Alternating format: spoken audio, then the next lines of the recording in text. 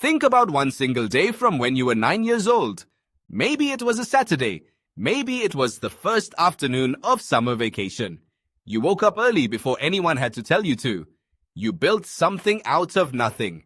A fort, a bike ramp, an entire imaginary country in the backyard. You got bored. Then you found something new. Then you got bored again, and somehow even that boredom felt like its own event, its own little chapter.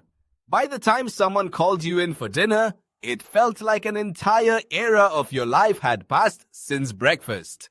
You can probably still feel the exact texture of the grass under your feet that day, or the exact sound your sneakers made slapping against the driveway. Strange, isn't it, how clearly one ordinary afternoon from decades ago can come back to you? Now think about last Saturday. Can you actually find it in your memory? Or does it blur into the Saturday before it and the one before that until they all melt into one forgettable, interchangeable weekend? Errands, a screen, dinner, sleep. Somewhere between being 9 and being you right now, your days got shorter. Not on the clock. In your head. It's tempting to blame this on being busy. More responsibilities, more errands, less room to just exist and notice things. But is that really the reason? It isn't. The real answer is far stranger than busyness. Your brain was never measuring time the way you've always assumed it was. And once you understand what it was actually doing instead, an ordinary afternoon will never feel quite the same to you again. Here is the strange part. There is no clock inside your skull. Did you know that? You don't have some internal stopwatch quietly ticking away the seconds of your life. Instead, your brain does something much odder. It builds your sense of how much time has passed after the fact, using how much memory it laid down along the way. The more your brain had to store during a stretch of time, the longer that stretch feels once you look back on it. Which means your endless childhood summer and your forgettable Saturday probably weren't different lengths at all. The clock on the wall moved at exactly the same speed both times. So what actually changed? Just how much of each day your brain decided was worth keeping. People have been chasing this mystery for well over a century. In 1890, the philosopher and psychologist William James wrote about it in his book, The Principles of Psychology, one of the founding texts of modern psychology. He was building on an idea a French philosopher had proposed a decade or two earlier, that a single year means something completely different depending on how many years you've already lived. Do the math for a second. For a 5-year-old, 1 year is 20% of their entire existence so far. For a 50-year-old, that same 12 months is only 2% of theirs. Same calendar, same number of days on it. So why would those 2 years feel anything alike? Think of it like this. The summer you turned 6 was 1/12 of your whole life up to that point. If you're 40 now, this coming summer will be 1/240th of yours. No wonder one feels like it lasted forever, and the other one is already halfway gone before you've unpacked your sandals. James thought that explained part of the mystery, but only part of it. What was he missing? He suspected something deeper was happening underneath the math. Something about the way repetition quietly erases the years behind it until they blur together into almost nothing. That deeper mechanism finally got a name almost 80 years later. In 1969, the psychologist Robert Ornstein published a book called On the Experience of Time, introducing what's now known as the storage size idea. Ornstein argued that your sense of duration isn't really built from ticking seconds at all. It's built from how much information your brain had to encode, meaning store, file away, write down somewhere in memory during that stretch of time. A short trip packed with unfamiliar streets, new food, and a language you don't quite speak can end up feeling longer in memory than 3 ordinary months back home. Not because more time actually passed, because more of it had to be stored. It's the same reason the first day of a vacation can feel like it stretches on forever, packed with unfamiliar streets and new smells, while day 5 in that same city, now familiar, now routine, seems to pass in half the time. Same 24 hours both days, so why does one feel twice as long? Here's where it gets personal. When you were a kid, almost everything was new. A new smell, a new rule at school, a new height on the swing set you'd never reached before. Your brain was recording nearly all of it in detail because nearly all of it genuinely was happening to you for the first time. As an adult, most of your days are, biologically speaking, reruns. Your brain has already filed away the drive to work, the layout of your kitchen, the taste of your usual coffee order. So why would it waste effort re-recording something it already has safely on file? It doesn't. Fewer new details get stored, which leaves less material for your brain to reconstruct later. And less material to reconstruct means less time feels like it actually happened at all.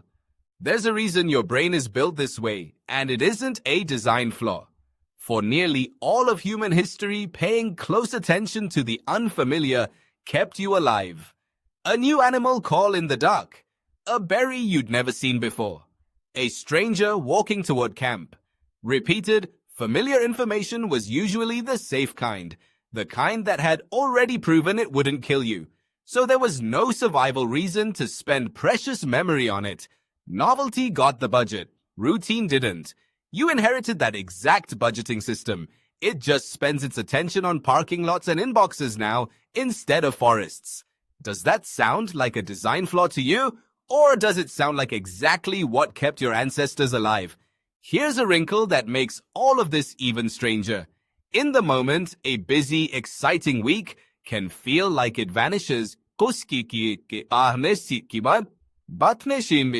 You're taking in too much, moving too fast, to notice the hours ticking by one at a time. But look back at that same week a year later, and it can feel like it lasted far longer than an entire quiet month sitting around it. How can time feel fast while you're living it, and slow once you remember it, both at once? For exactly the same reason, an overloaded memory. This isn't only about looking backward, though. It turns out the same mechanism can trick you in the middle of a single moment too. In 2007, the neuroscientist David Eagleman, along with researchers Ches Stetson and Matthew Fiesta, ran one of the strangest experiments in the field. They wanted to test something almost everyone claims to have felt at least once. That time slows down during something terrifying. Have you ever felt that yourself? In a near accident, a fall, one frozen second before something bad happened? So they built a device, nicknamed a perceptual chronometer, that flashed a number and its color reversed twin back and forth faster than a normal human eye can consciously register. Then they strapped it to volunteers' wrists and dropped them, on purpose, off a 15-story tower into a safety net. Think about the logic here for a second.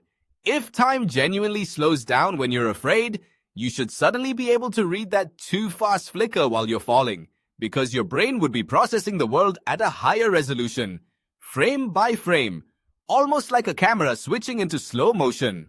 So could they read it? It didn't happen. During the actual fall, people could not read the flickering numbers any better than they could standing safely on solid ground. But here's the twist. Afterward, when researchers asked people to estimate how long their own fall had lasted, they guessed it took roughly a third longer than it really did. So which was it? Did time slow down or not? Time didn't slow down while it was happening. It only looked that way in the rear-view mirror. Fear had pushed the brain into overdrive, not to process the world faster in real time, but to lay down memory unusually densely, the same way a brand new experience would. And a densely packed memory, replayed later, simply feels like it must have taken longer to happen. Which means the slow motion feeling you've had during a near accident or a sudden moment of shock was never your brain speeding up. It was your brain afterward mistaking a thick memory file for a long stretch of time. Now bring all of this back to your actual life. Your regular, unremarkable Tuesday through Sunday life. Think about your last ordinary week. The same commute. The same 3 apps you check without ever deciding to. The same route to the same chair at the same desk. Why would your brain waste storage space re-memorizing a hallway it already knows by heart? It doesn't. It isn't filing much of that away in detail because it has already seen all of it before. This is why an hour of scrolling can vanish completely, leaving nothing behind to show for it. It's why you can sometimes arrive home from work without remembering a single mile of the drive. Your brain didn't switch off. It just decided correctly that none of it was worth writing down. Which means those weeks quietly disappear. Not because they were unhappy, not because nothing happened, but because nothing in them was different enough from the week before to be worth encoding. Now, compare that to the 1 week that does still stand out from last year. A trip somewhere unfamiliar, a first day at a new job, a single afternoon that went sideways in some way you didn't expect. Notice something about all of those memories. Every one of them came loaded with new information. New streets, new faces, new mistakes to learn from. What did they all have in common? Your brain had to work to store every bit of it. So, looking back, one strange week can end up feeling longer in memory than the 3 uneventful months sitting around it. You don't actually need more hours in your day to feel like you have more time. You need more of your days to give your brain a reason to keep them. None of this requires you to quit your job or uproot your life in search of novelty. It can be as small as taking a street you've never turned down before, cooking something you've never once attempted, or actually looking up from your phone on a walk you've taken 100 times without seeing it.